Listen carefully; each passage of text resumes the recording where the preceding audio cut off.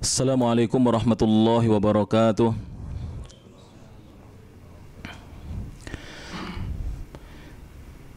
Bismillahirrahmanirrahim. Alhamdulillahi rabbil alamin. Wal aqibatu lil muttaqin. Wala udwana illa 'alal zalimin. Asyhadu an la ilaha illallah waliyyus salihin wa asyhadu anna nabiyyana Muhammadan Imamul Muttaqin Khatamul Anbiya'i wal Mursalin wa sallallahu wasallama ala nabiyyina Muhammadin wa ala alihi wa ashabihi wa man tabi'ahum bi ihsanin ila yaumiddin. Wa ba'd. Jamaah kajian yang dirahmati Allah Subhanahu wa taala rahimani wa rahimakumullah. Mari kita lanjutkan kajian kitab Tuhfatul Kiram Syarhu Bulughil Maram. Berkata Al-Imam Al-Hafidh Ahmad ibnu Ali ibni Hajar Al-Asqalani Asy-Syafi'i rahimahullahu ta'ala. Beliau mengatakan, Al-hadithu ats-tsaminu ba'dal mi'ataini. Hadis yang ke-208. Wa an Amir ibn Rabi'ata radhiyallahu an. Dari sahabat yang mulia Amir putranya Rabi'ah radhiyallahu ta'ala anhu, beliau berkata, Qal ra'aitu Rasulullah sallallahu alaihi wasallam. Aku pernah melihat Rasulullah sallallahu alaihi wasallam, utusan Allah, yusalli ala rahilatihi. Aku lihat beliau sedang salat di atas kendaraan beliau. Haitsu tawajjahat bihi. Kemana saja kendaraan itu mengarah atau berjalan menghadap. Muttafaqun alaihi. Hadis ini diriwayatkan Imam Bukhari dan Imam Muslim. Disepakati kesahihannya oleh dua orang imam ahli hadis. Zad al-Bukhari, Imam al-Bukhari rahmatullah alaih menambahkan dalam matannya, dalam riwayatnya, yumi'u bi ra'sihi. Nabi berisyarat dengan kepalanya beliau sallallahu alaihi wasallam yang mulia. Walam yakun yasna'uhu fil maktubati, dan beliau tidak pernah melakukan hal itu dalam solat fardu atau solat yang wajibnya. Jadi di dalam hadis yang mulia ini, sahabat Amir putranya Rabi'ah radhiyallahu taala anhu pernah melihat Rasulullah sallallahu alaihi wasallam sedang solat di atas kendaraannya, dan beliau itu menghadap kemana saja kendaraan itu mengarah atau berjalan. Imam Bukhari menambahkan bahwa ketika itu Rasulullah karena sholatnya di atas kendaraan, ketika rukuk dan sujud hanya berisyarat dengan apa? Kepala. Berisyarat dengan kepala.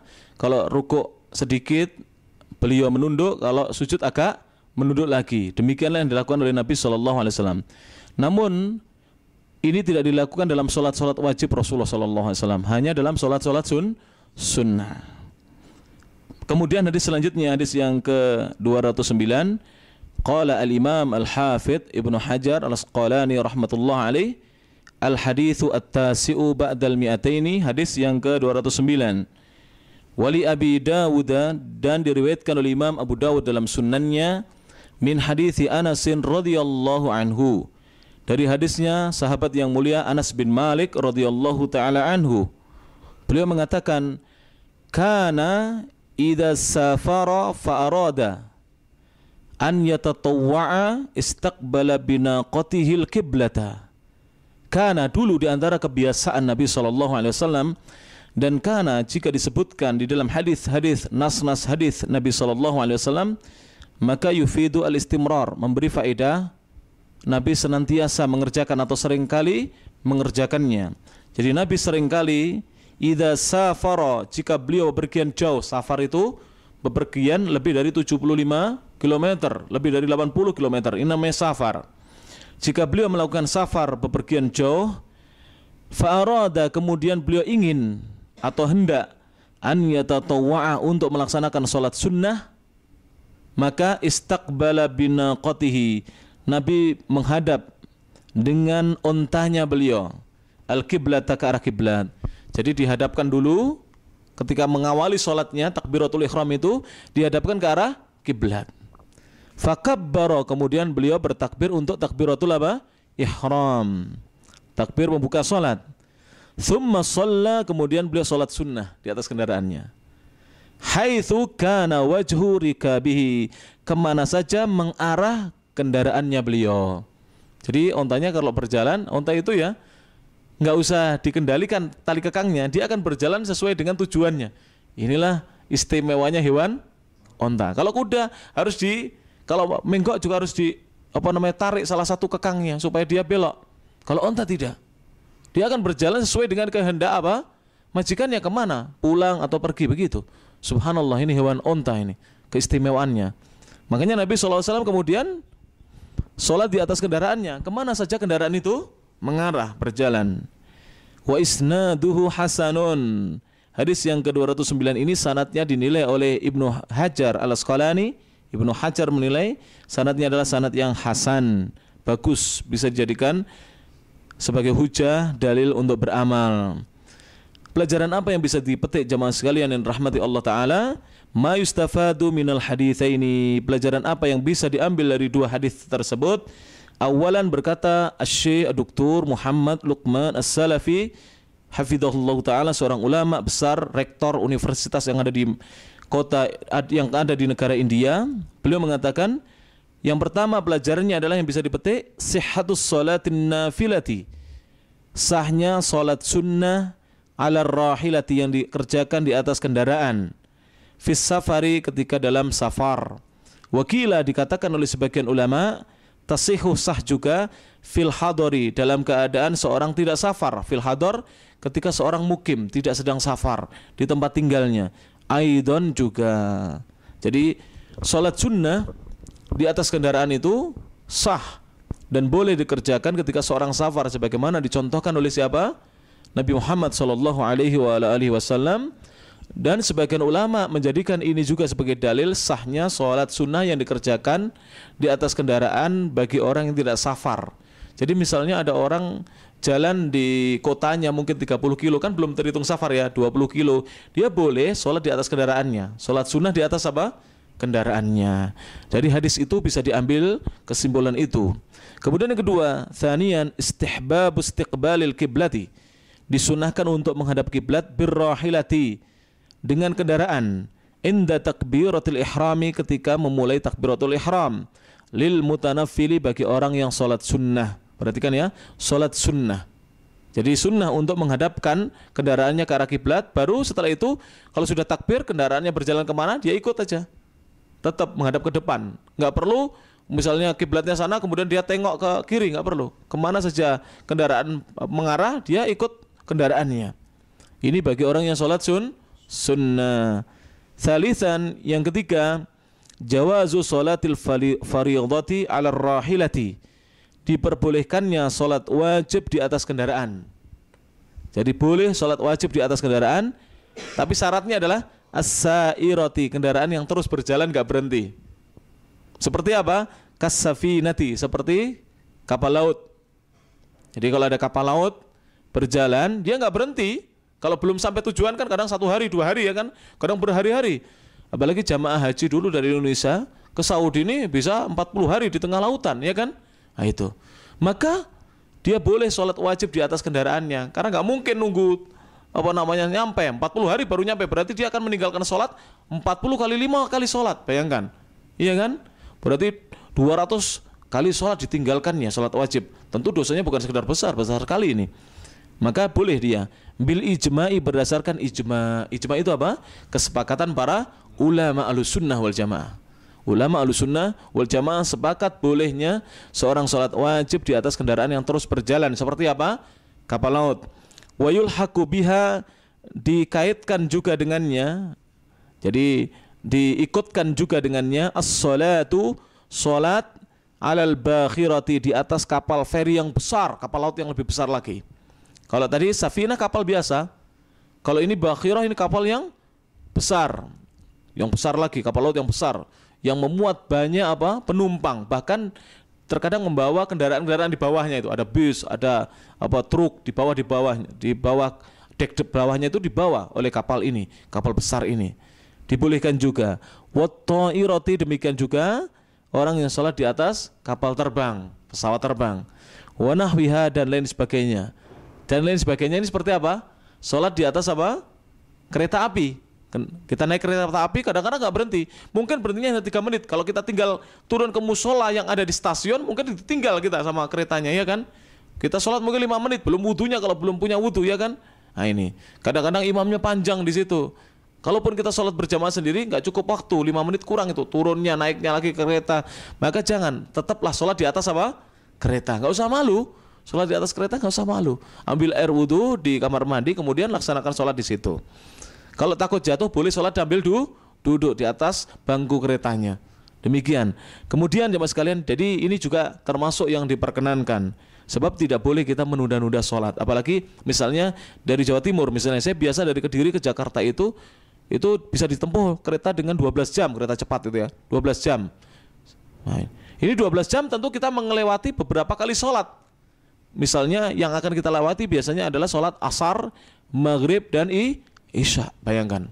Kemudian subuh juga. Kadang-kadang datangnya terlambat kereta itu, jam 6 lebih. Berarti sudah masuk waktu subuh. Subuh kita masih di perjalanan, belum masuk stasiun Jakarta. Sehingga kita tidak boleh meninggalkan sholat kita, jemaah sekalian. Tetap laksanakan sholat. Nggak usah malu. Orang melaksanakan ibadah itu jangan malu. Kemudian yang keempat, rabi'an yakfil ima'u fis sholati. Cukup untuk berisyarat di dalam sholat ala rahilati, di atas kendaraan. Siapa yang sholat di atas kendaraan, rukuk dan sujudnya cukup dengan isyarat kepala. Tidak usah kita seperti rukuk dan sujud dalam apa? Sholat ketika kita di bawah, tidak di atas kendaraan. Ini maka ruku'i, dan itu sebagai ganti tempatnya ruku, posisinya ruku, was sujudi dan sujud. Ruku ya kita agak turunkan, tundukkan kepala kita sedikit. Kalau sujud kita agak tundukkan lagi. Cukup berisyarat dengan kepalanya. Kemudian khamisan, yang kelima, pelajaran yang bisa dipetik adalah adamu jawazi sholatil faridati. Tidak bolehnya sholat wajib ala rahilatil masyiyati, di atas kendaraan yang berupa hewan tunggangan. Kalau tadi pesawat boleh, kapal laut boleh. Tapi kalau hewan tunggangan tidak boleh sholat wajib di atasnya. Kenapa? Karena Nabi hanya sholat sunnah saja. Wajib beliau turun, hewannya diikat, kemudian sholat wajib di bawah. Jadi untuk hewan tunggangan seperti apa? Unta, seperti apa lagi? Keledai, seperti apa lagi? Kuda, mungkin gajah, naik gajah. Perjalanan jauh wajib, kalau dia sholat wajib turun dari kendaraannya, kendaraan yang kemudian diikat. Faham ini? Untuk sholat wajib tidak boleh, hanya sholat sunnah. Tapi kalau pesawat terbang, kita nggak mungkin turun. Ya, pesawat terbang, kereta api, nggak mungkin kita. Atau kita sholat kita tidak boleh sholat di atas kendaraan pribadi, nggak boleh ini. Ini dikiaskan ini oleh sebagian ulama. Seperti kita bawa kendaraan sendiri, kita yang nyopirin, bawa mobil ya, kita yang nyopirin, atau kita sopir truk, atau kita sopir bis, kita berhentikan bisnya itu, kita sholat dulu di masjid atau musola. Tidak boleh kita teruskan perjalanannya. Makanya kalau kita naik kendaraan umum seperti bis malam, carilah bis malam yang mau berhenti di tempat-tempat peristirahatan untuk sholat. Dan itu ada beberapa pemilik PO bis malam itu mengharuskan supirnya harus wajib berhenti di tempat peristirahatan di waktu-waktu sholat. Kalau tidak nanti bisa dipecat dia. Nah, ini cari yang seperti ini, bis-bis malam yang seperti ini. Jelas ini ya. Tapi kalau kita memang tidak bisa turun seperti kereta api, maka kita boleh sholat wajib di atas kereta api. Demikian hadis yang sampaikan oleh Imam Ibnu Hajar, hadis yang ke-208 dan 209. Hadis selanjutnya jamaah yang rahmati Allah Ta'ala, Ibnu Hajar mengatakan al-hadithu al-ashiru ba'dal mi'atain, hadis yang ke-210, wa an Abi Sa'id al-Khudri radhiyallahu anhu, dari Abu Sa'id al-Khudri, semoga Allah Ta'ala meridhai beliau, anna Nabiya sallallahu alaihi wasallam qala, bahwasanya Nabi sallallahu alaihi wasallam bersabda. Dengarkan hadis yang mulia ini hadis yang sangat penting supaya kita faham. Nabi mengatakan, al-ardu kulluha masjidun, tanah atau bumi itu semuanya adalah masjid. Artinya apa? Tanah atau bumi Allah semuanya bisa kita gunakan untuk sholat. Masjid itu adalah tempat sholat. Semua tanah, tanah buminya Allah itu bisa digunakan untuk tempat sholat, masjid. Illal maqbarata, kecuali kuburan. Sehingga tidak boleh seorang sholat di area pekuburan, kecuali satu sholat yang diperbolehkan. Sholat apa itu? Sholat jenazah. Jadi kalau kita ketinggalan sholat jenazah, sedangkan jenazahnya sudah terlanjur dimasukkan ke dalam kuburnya dan sudah ditimbun dengan tanah, maka ketika kita datang, kita langsung masuk ke kuburan itu dan boleh sholat di situ, mensolati jenazahnya. Tetap menghadap ke kiblat, kemudian mensolati di situ. Sebagaimana sholat jenazah yang biasa, baik sendirian maupun berjamaah. Dan dalilnya adalah Rasulullah SAW sendiri melakukannya. Beliau mensolati salah seorang yang meninggal yang belum disolati oleh Rasulullah SAW karena beliau ketinggalan informasi. Sebagaimana diriwayatkan oleh Imam Bukhari. Tapi sholat sunnah yang lainnya ataupun sholat wajib tidak boleh dikerjakan di atas kuburan atau di tanah pekuburan. Bisa difahami ini sabda Rasulullah SAW yang harus difahami. Karena kuburan itu bukan tempat sholat. Jadi pemakaman yang dipagar sebagai makam tidak boleh digunakan untuk tempat sholat. Wal hammama, demikian juga kamar mandi. Kamar mandi bukan digunakan untuk sholat. Misalnya di Masjidil Haram, kamar mandinya itu luas. Bahkan area yang kita masuk ketika kita turun ke bawah itu kan ya, areanya itu cukup kalau buat sholat berjamaah, tapi tidak boleh. Jadi tidak boleh seorang sholat di kamar mandi yang dikhususkan sebagai toilet atau WC, tidak boleh. Rawahu at-Tirmidzi, hadis ini riwayatkan Imam Tirmidzi. Walahu illatun, dan hadis ini memiliki cacat atau aib. Ada cacatnya. Hadis ini ada cacatnya. Ma yustafadu minal hadithi, pelajaran apa yang bisa diambil dari hadis tersebut? Jawazus sholati fi jami'i biqa'il ardi, bolehnya seorang sholat fi jami'i, pada seluruh biqa'il ardi, tanah-tanah yang ada di bumi. Jadi boleh kita sholat di seluruh belahan bumi. Illal maqbarata, kecuali di pekuburan atau pemakaman. Wal hammama, atau kamar mandi, mutlaqo, secara mutlak. Para ulama Ahlussunnah wal Jamaah, mereka secara mutlak melarang seorang sholat di pemakaman dan sholat di apa? Di hammam. Wa huwa mukhassisun, dan hadis ini mengkhususkan li hadithi, sebuah hadis yang berbunyi ju'ilatil ardu masjida wa tahura. Kata Nabi SAW, bumi atau tanah itu dijadikan oleh Allah Ta'ala sebagai masjid, tempat sujud, dan sebagai alat untuk bersuci. Maksudnya tanahnya bisa digunakan untuk tayamum. Hadis ini hadis umum. Semua bumi boleh untuk jadi masjid dan alat untuk tayamum, kecuali apa? Pekuburan dan apa tadi? Dan hammam. Dan ada tambahan, nanti akan kita bacakan hadis selanjutnya. Hadis selanjutnya, al-hadithu al-hadiya asyara ba'dal mi'ataini wa an ibni Umar radhiyallahu anhuma, dari Abdullah bin Umar radhiyallahu anhuma, anna Nabiy sallallahu alaihi wasallam, bahwasanya Nabi sallallahu alaihi wasallam naha, melarang, an yusalla, untuk dikerjakan salat, fi sab'i mawatina, di 7 tempat. Ini tambahan dari hadis yang tadi. Selain kuburan dan apa tadi, hammam, ada 7 tempat dilarang oleh Nabi untuk kita sholat di dalamnya atau di tempat itu. Yang pertama al-masbalati, tempat sampah. Jadi kalau ada tempat, kalau di Indonesia namanya apa? TPA, tempat pembuangan akhir, tempat sampah itu. Walaupun kadang ada tempat bersihnya, tapi itu dilarang kita sholat di situ. Jelas yang pertama itu. Yang kedua, wal majzarati, tempat penyembelihan hewan. Nah, tempat, kalau di Indonesia kadang-kadang namanya agak ngeri, tempat pembantaian itu. Ya, ada di tempat saya gitu. Nggak tahu sudah diganti apa belum. Yang betul tempat penyembelihan hewan. Entah itu tempat disembelihnya sapi di situ atau apa, ya toh. Dilarang.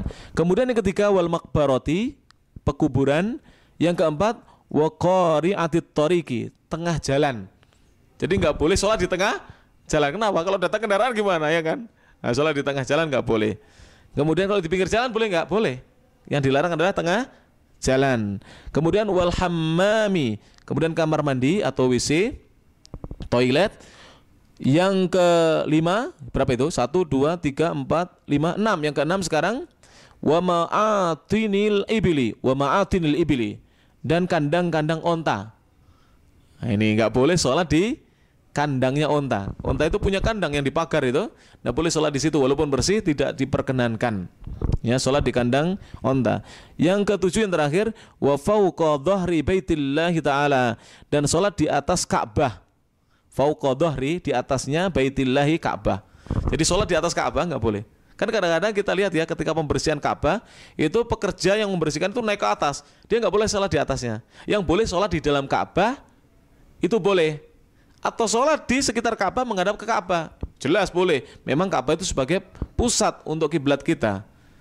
Makanya kadang-kadang kalau ada tamu negara bagi kerajaan Saudi Arabia, itu biasanya dikasih kesempatan untuk masuk Ka'bah dan sholat sunnah di dalamnya 2 rakaat. Tapi itu orang-orang khusus ya, orang-orang khusus negara. Seperti Pak SBY pernah, Pak Harto kayaknya pernah, yaitu Pak Jokowi mungkin pernah. Pokoknya tamu negara itu biasanya dikasih kesempatan untuk sholat di dalam Ka'bah. Dibukakan pintunya, lihat dalamnya Ka'bah. Menghadap kemana? Bebas. Kalau di dalam Ka'bah boleh menghadap kemana saja.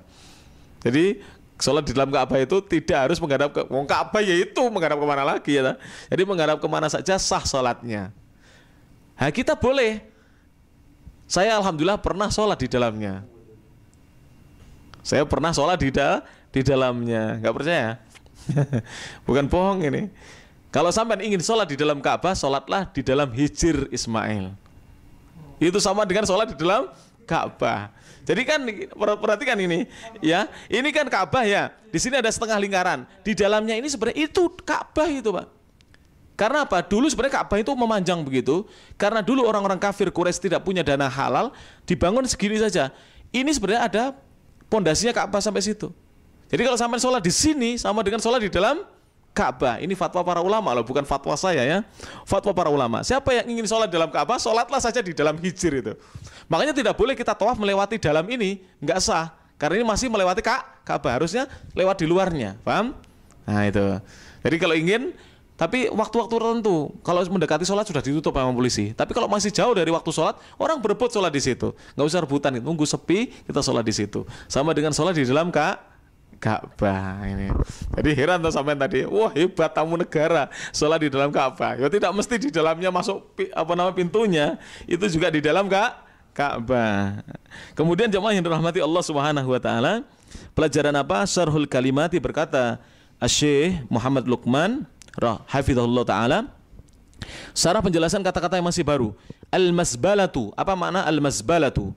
Maudhi'u ilqa'iz zibli. Maudhi'u, tempat, ilqa'i az-zibli, dilemparkannya, ditumpuk-tumpuknya az-zibli, sampah. Jadi tempat pembuangan sampah, nggak boleh digunakan untuk sholat. Kemudian apa makna al-majzaratu? Al-majzaratu adalah al-makanul ladzi, tempat yang tudbahu fihi, disembelih di dalamnya, al-mawashi, hewan-hewan ternak. Autun haru, atau dinahar. Ini khusus untuk apa? Untuk onta. Jadi ditusuknya lambungnya onta ini. Kalau onta ditusuk begitu, kemudian digoser begini, gores, sudah dia akan rubuh, mengucurkan darah. Jadi onta bukan disembelih lehernya, nanti sampai diselundang itu, akan ditendang sama onta itu ya. Wong kadang-kadang ditusuk begini saja, kalau nggak segera pergi ditendang, masih bisa nendang dia onta itu. Tapi setelah itu dia kalau sudah mengucur darahnya akan lemes. Onta itu cara nyembelihnya adalah nahar. Nahar itu adalah ada bagian di sini yang seperti tembolak itu yang ditusuk, akan mengeluarkan darah langsung. Ditusuk begini saja, itu dinahar namanya. Bukan disembelih seperti nyembelih apa? Selain onta, sapi, kambing dan seterusnya. Ini khusus onta ya. Kemudian yang selanjutnya, apa makna qari'atut tariqi? Maknanya adalah wastuhu, tengahnya jalan, tidak boleh digunakan untuk sholat, tengah-tengah jalan. Apa makna ma'atinul ibili?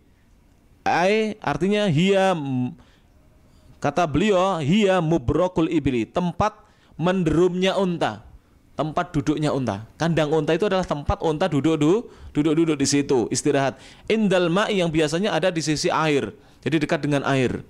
Karena unta juga butuh minum. Wa ma tuqimu fihi, dan apa yang digunakan unta untuk tinggal. Jadi tempat tinggalnya unta. Jadi kalau dia sore biasanya kembali ke situ. Wa ta'wi ilaihi, dan bermalam berlindung di tempat itu. Jadi unta biasanya kembalinya ke situ. Ini adalah kandang unta kalau bahasa kita. Jadi kandang tempat tinggalnya unta, tidak boleh digunakan untuk sholat. Mayustafadu minal hadithi, pelajaran apa yang bisa diambil dari hadis tersebut? Yaitu an-nahyu, larangan anis sholati, larangan sholat fil mawatinis sab'atil madhkurati fil hadithi, di tempat-tempat 7 yang telah disebutkan dalam hadis tersebut. Sholat sunnah maupun sholat wajib tidak boleh dikerjakan di 7 tempat itu. Apa yang pertama tadi? Tempat sampah. Kemudian yang kedua, tempat penyembelihan hewan. Yang ketiga, kuburan. Yang keempat, tengah jalan. Yang kelima, hamam, kamar mandi. Kemudian yang keenam, kandang onta. Yang ketujuh apa? Yang terakhir, di atas Ka'bah. Tidak boleh digunakan untuk sholat di atas Ka'bah. Yang terakhir, hadis yang terakhir jemaah yang dirahmati Allah Ta'ala, Al-hadithu ats-tsaniya asyara ba'dal mi'ataini. Beliau mengatakan hadis yang ke-212, wa an Abi Marsadin Al-Ghanawi radhiyallahu anhu. Dari sahabat yang mulia Abu Marsad Al-Ghanawi radhiyallahu anhu qala, beliau berkata, sami'tu Rasulullah sallallahu alaihi wasallam yaqul, aku mendengar Rasulullah sallallahu alaihi wasallam bersabda. Nabi mengatakan, dengarkan hadis yang mulia ini, sabda Nabi sallallahu alaihi wasallam, la tusallu ilal kuburi, janganlah kalian salat menghadap ke pekuburan. Jangan salat menghadap ke kuburan. Wala tajlisu 'alaiha, dan jangan duduk-duduk di atasnya. Rawahu Muslimun, diriwayatkan Imam Muslim. Jadi tidak boleh seorang salat di atas kuburan. Tidak boleh seorang salat menghadap ke kuburan, dan tidak boleh orang duduk-duduk di atas kuburan. Atas kuburan maksudnya adalah di antara dua batu nisan, itu tidak boleh diduduki. Kalau kita ingin beristirahat karena capek menunggu jenazah dikuburkan, ditanam atau ditimbun dengan tanah, maka kita duduk di jalan-jalan di antara pekuburan, jangan duduk di atasnya. Tidak boleh, ini larangan, haram hukumnya. Ini menghina kuburan, tidak boleh. Apalagi menginjak-injak. Jadi antara dua batu nisan itu tidak boleh diduduki dan diinjak-injak. Paham? Kecuali kalau memang jalannya nggak ada. Kadang beberapa kuburan di desa itu nggak teratur, nggak seperti makam pahlawan, jadi nggak teratur. Lah yang membawa itu nggak bisa, kalau harus nyari tempat kosong nanti bisa jatuh jenazahnya. Maka dia terkadang menginjak, tapi terpaksa itu. Tapi bagi kita yang mengikuti dari belakang, kita cari celah-celahnya. Jangan injak-injak, karena kita nggak membawa jenazah kan. Jadi kita bisa menggok-menggok seenak kita ya toh. Tapi yang membawa jenazah dimaklumi dalam kondisi darurat, nggak bisa. Tapi jika kuburan itu ada jalan yang mengantarkan ke makam yang mau dituju itu, tidak boleh diinjak-injak kuburan itu. Kemudian ketika menunggu jenazah, kadang-kadang kan lama, ada sampai setengah jam itu. Beberapa desa kalau menguburkan jenazah itu dalam sekali. Itu nguruknya bisa setengah jam lebih ya kan? Ditumbuk-tumbuk, diuruk dan seterusnya. Itu kita kan nunggu, kadang lelah kita dari perjalanan jauh. Keluarga kita yang meninggal, maka jangan duduk di atas kuburan, di antara dua batu nisan, nggak boleh, larangan ini. Kata para ulama, kenapa dilarang? Karena ini menghina kuburan, menghina orang yang meninggal dunia, dilarang. Ini maknanya. Dan ada makna-makna yang lain yang disebutkan oleh para ulama kita. Di antaranya larangan duduk-duduk di atas kuburan adalah larangan beriktikaf atau beribadah di atas kuburan. Karena kuburan bukan tempat untuk ibadah atau i'tikaf. Ini kata sebagian para ulama kita ketika memberi syarah penjelasan hadis tersebut. Tidak boleh seorang muslim duduk-duduk, maksudnya beribadah dan beriktikaf di atas kuburan. I'tikaf dan ibadah itu di masjid, bukan di kuburan. Rawahu Muslimun, dari sini diriwayatkan Imam Muslim. Ma yustafadu minal hadithi, pelajaran apa yang bisa dipetik dari hadis tersebut? Adamu jawazis sholati, tidak bolehnya salat mutawajjihan ilal kuburi, menghadap ke kuburan. Wal julusi 'alaiha, dan duduk di atasnya. Wa 'alaihi jama'atun minal ulama'i, ini dipegangi oleh sekelompok para ulama. Ini pendapatnya ulama-ulama Ahlussunnah wal Jamaah yang berpegang dengan hadis tersebut, melarang seorang salat menghadap ke kuburan dan seorang duduk-duduk di atas kuburan. Tsaniyan, yang kedua, wujubul istinabi an kulli fi'lin yuaddi ila syirki, wajibnya seorang menjauhi setiap perbuatan yang bisa membawa kepada perbuatan syirik. Ini termasuk ibadah di atas kuburan atau seorang i'tikaf di atas pekuburan. Dan ini fitnah di zaman ini, ujian yang diterima kaum muslimin di zaman ini ketika kaum muslimin sukanya ibadah di kuburan, bukan beribadah di masjid. Dan ini adalah musibah di zaman ini, karena kuburan itu bukan tempatnya untuk ibadah. Kuburan itu diziarahi supaya kita ingat mati, supaya kita ingat akhirat, dan untuk kita mendoakan penghuni kuburan, bukan untuk kita beribadah di situ. Jadi kuburan itu diziarahi dalam rangka apa? Tujuannya mengingat kematian. Ini ada desanya semuanya. Mengingat akhirat dan untuk mendoakan penghuni kubur. Sebagaimana disebutkan oleh para ulama-ulama tentang ziarah syar'iyah, ziarah kuburan yang dituntunkan. Datangnya adalah tujuannya, niatnya untuk mengingat kematian. Kemudian yang kedua untuk mengingat akhirat. Yang ketiga untuk mendoakannya. Apabila kita mengantar jenazah, tentu niatnya adalah supaya kita mendapatkan ganjaran 2 qirot. Siapa yang mengantar ke jenazah, siapa yang mensolati jenazah, kemudian mengantarkannya sampai ke kuburannya hingga dimakamkan, kemudian dia keluar dari makam setelah selesai penguburannya, mendapatkan 2 qirot. 2 qirot adalah 2 bukit yang besar ganjaran. Jadi 2 bukit seperti bukit Uhud yang besar-besar ganjarannya. Maka ini hendaknya mendorong kita untuk kita rajin mengantarkan jenazah. Apabila kita nanti pulang ke Indonesia, sudah di kampung, kalau ada jenazah jangan hanya datang di rumah kemudian pulang, nggak mau nyonati, nggak mau mengantarkan sampai ke pekuburan. Hendaknya kita sholati, setelah kita sholati kita antarkan sampai ke pekuburan. Ganjarannya adalah seperti 2 bukit Uhud emas, besar sekali ganjaran dari Allah Subhanahu wa taala. Demikian yang bisa disampaikan, semoga bermanfaat. Kurang lebihnya saya mohon maaf. Subhanakallahumma wa bihamdik, asyhadu an la ilaha illa anta, astaghfiruka wa atubu ilaik. Wa akhiru da'wana alhamdulillahi rabbil alamin. Wassalamu alaikum warahmatullahi wabarakatuh.